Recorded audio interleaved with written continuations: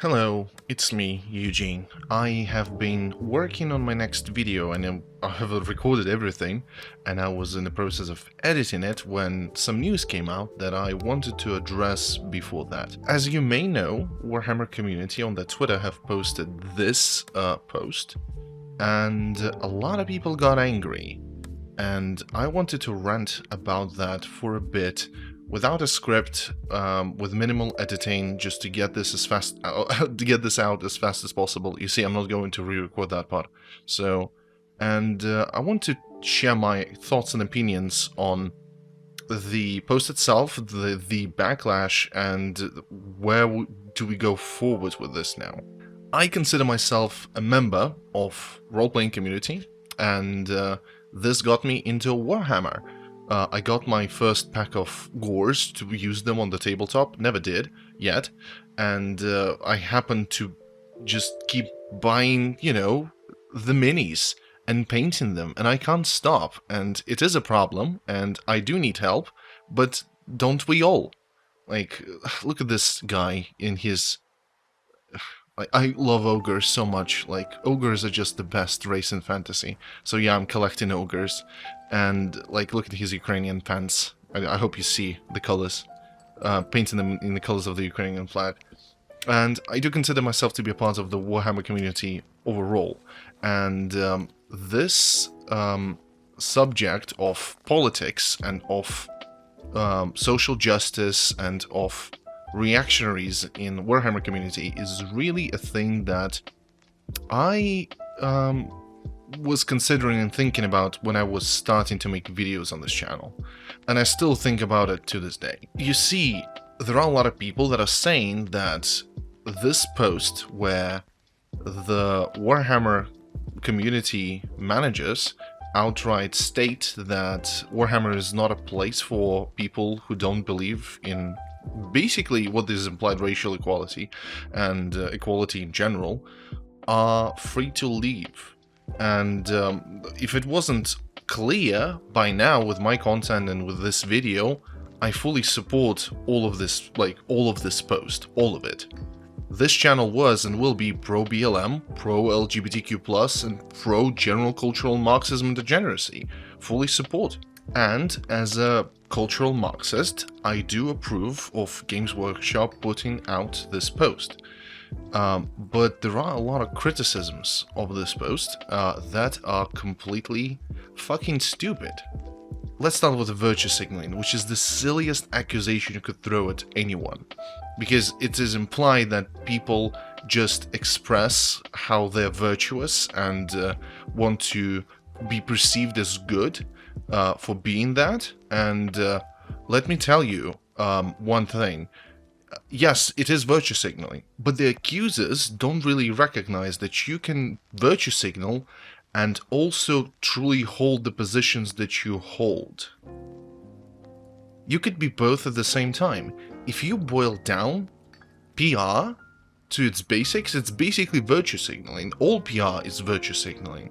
And people who virtue signal actually virtue signal themselves by pointing out that they are the good ones who don't virtue signal. So this circular logic, I don't want to do nothing with it, and I will just direct you to a very cool video by H Bomber Guy. It's an old video, but it still holds up on virtue signaling, which I think is really relevant in this discussion. And if you yourself are making those arguments, I highly recommend you take a look at that. But the biggest group, I believe, of the people who reacted not completely in support of this post were people who were accusing Games Workshop for bringing politics in Warhammer. Warhammer is a very political setting, like 40k, very political. If you didn't know, there is religion, authoritarianism, fascism, mind controlling aliens and shit.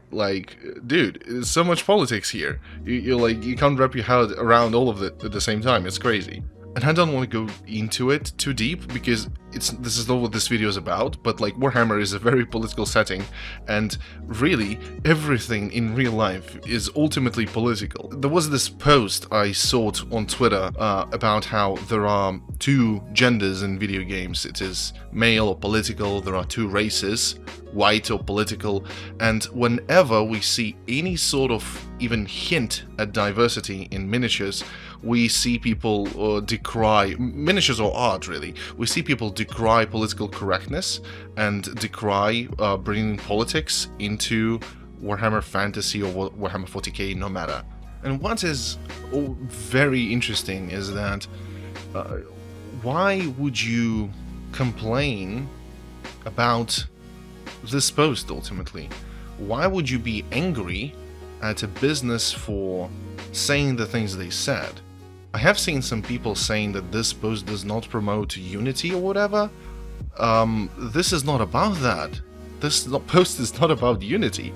This post is a call out, and a call out to a group of people that have been very active and prominent in the Warhammer community for a very long time, and that have been basically making this space not a welcoming one. And I'm not talking about big content creators, I'm not talking about particular individuals. I'm talking about literal Nazis and people adjacent to them who are fans of Warhammer. And let me tell you, if you haven't heard, there are a lot of them. A lot of them. I once stumbled upon a Warhammer Fantasy YouTube channel, a smaller one. I don't remember the name, and I don't want to bother looking it up. And it was some lore videos, it was fine, and I liked them. It was some, obscure lore that I was interested in because I was running a game in that particular section of the old world, and I wanted to look up some stuff on it. And I liked the video, said, hey, yeah, it's very nice. And I went to the all video section on YouTube, and I scrolled down, and one of the videos that popped out between somewhere like provinces of Britannia and like the border princes, a video about how the native South American tribes are racially inferior to white people because of the genome. I wasn't really surprised that I saw a race realist fan of Warhammer Fantasy. I was just like, oh, here, another one, whatever, and I moved on with my life. But to look at Warhammer Community and to ignore the fact there are so many people who have some really weird opinions about real-life politics, and they use that and they project it onto their hobby, is rather scary if we're talking about something that is supposed to be universal and enjoyed by everyone. And you should know that they are not the only ones. The Games Workshop is not the only ones who are making public statements about politics in this climate, with BLM protests going on in every state of the United States of America and worldwide, really. In almost there was a protest in Moscow even. It was two people who were quickly fucking bludgeoned by the cops, but it still happened in Ljubljana, in Paris, I believe, in London. It's all over the world, really. World leaders and community leaders are making posts and discuss this subject, and tabletop RPGs are also part of this, because this is a community thing we're doing together, right? We're getting together, we're doing something, and there are so many people here, and we really not only the businesses, but I too want it to be a fun, diverse space. For example, the World of Darkness made a post about that, where they were even more blatant. There is a Pride Month, and they've made every version of a Pride flag imaginable as the clan thing. It is nice, ultimately, because inclusion is good in general. It's just a good thing. And yeah, and coming back, this is all over the place. People who want to talk about this, status quo. Yeah, I agree with the post, but it was why bring the politics into it? Why shake the boat? Why it's not unifying us?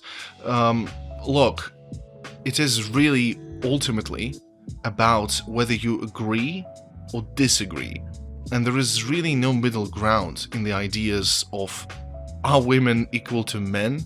Are they deserving of the same rights? Are trans people deserving of the same rights as cis people, or non-trans people rather? etc., etc. You know, it's ultimately whether you agree or you disagree. But let's address the biggest problem that goes beyond political spectrum, and it is the idea of businesses doing this. You see, when, for example, Nike did their ad, or when Gillette did their famous social justice ad, that was an ad that was designed to outrage right-wingers into attacking this company and the liberals to defend them. And there is a great video about that. Okay, another link, another H-Bomber Guy link. Promise you, the next one won't be H-Bomber Guy, but it's again relevant. And it is Woke Brands video, again linked in the description, which I recommend you check out. Not only is better than the previous H-Bomber Guy video that I recommended, but also it is just a great explanation of the mechanisms, marketing mechanisms behind wokeness in corporations. But there is a problem. There is a big distinction between a footwear company and Games Workshop being woke. Games Workshop's business model is ultimately based on plastic crackheads like me and maybe you, that buy miniatures, that buy supplements to your you buy books, starter sets, themed dice, all sorts of stuff like that. And so you have a community. There is no Nike community. Maybe, well, there are people who are very interested in Nike, but you see what I mean.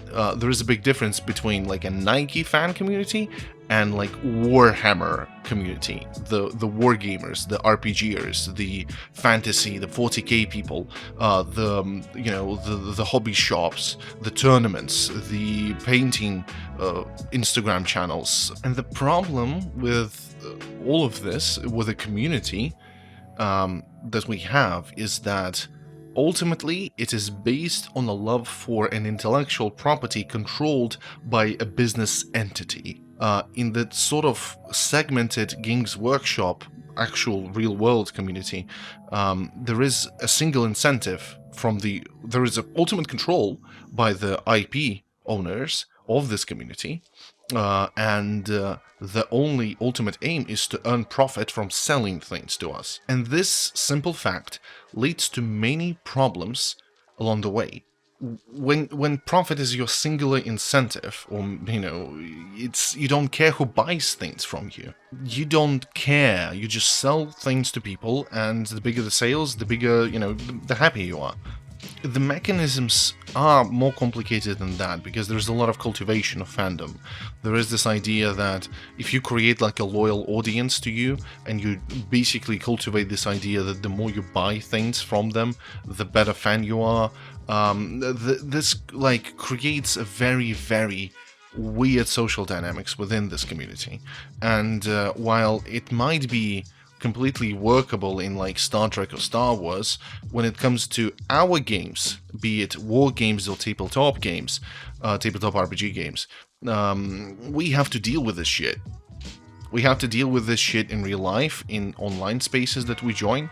Our hobbies are very social in nature, and it's really hard to manage those communities, because you can't just decide to excommunicate a bunch of people and expect this to work. Those people are not going to leave unless they decide to leave themselves. I'm not saying that it is impossible to make Warhammer a better, inclusive, and more healthy space. I'm saying that Games Workshop are not going to do it themselves. This post is the most I expected from them, and my expectation when it comes to corporations are very low, so this completely shattered the glass ceiling of my expectations. It comes down to ultimately us, I think? Yeah, I think us. It is us who should be vigilant and outspoken when we see bullshit happening.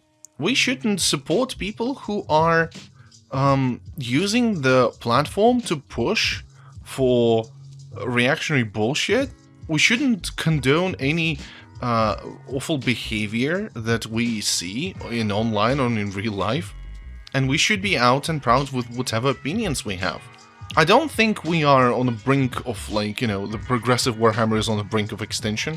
There are so many people in this community that I happen to stumble upon or know that are just like amazing people who are very inclusive, that are very thoughtful, that are politically very progressive, that love this grim, dark, awful fucking setting, and want it to be, you know, a better space for everyone to experience its awfulness and grim darkness. But there are still people that get crazy triggered when they see like female members of Astra Militarum, and they just like go fucking mad.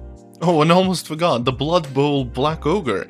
Oh my god, so many people got so mad about this one painting, like this art. Like, it's just a painted mini, but they went fucking mad online, and their communities are massive, and there are a bunch of people circle jerking each other, talking about how mad they are that there are like black ogres, which is fucking ridiculous to me. And it shouldn't be normal. It shouldn't be normal that we coexist with those people and just like drift apart, you know, because it's not really possible. We are interacting, we are meeting, and there are things that are bigger than our hobby that makes us confront those ideas and ideologies.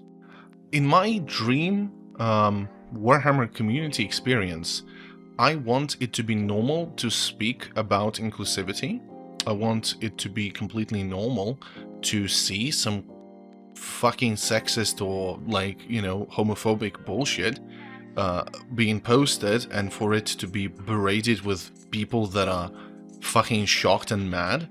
I want it to be normal for people to talk not about, like, you know, politics and like political parties, but rather to be expressing openly their support for human rights, you know, human rights, and for them not to be berated by literal Nazis that happen to like similar miniatures in them. But for a moment, we are not the only ones who should be, you know, talking about self-flagellating and screaming about how we are so bad and we should do better. Games Workshop has countless crimes that they must answer to. I'm not going to say much. Again, it's not the point of this video. I'm just going to tell you to Google Tony Cottrell Forge World and see what comes up. And I'm going to leave a third video in the description because this is just a fucking yellow pages for progressive videos on YouTube. And this one is about communities and this cultivation of group and fan identities by Peter Coffin.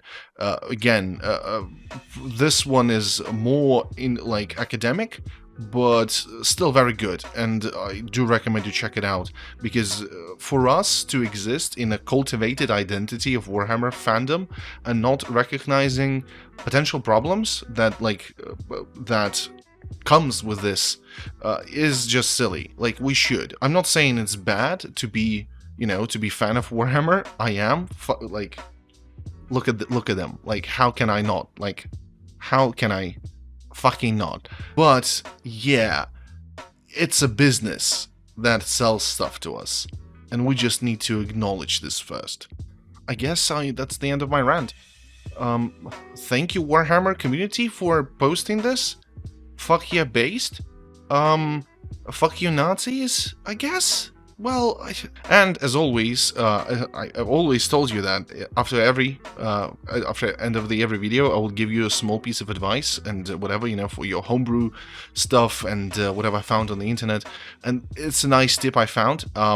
Forge World, aforementioned Forge World, sells Stormcast Eternal's female head sculpts that are replaceable with male ones. So those head sculpts are very neat. I like the designs, and fun fact, they fit almost perfectly on the Primaris Space Marines minis.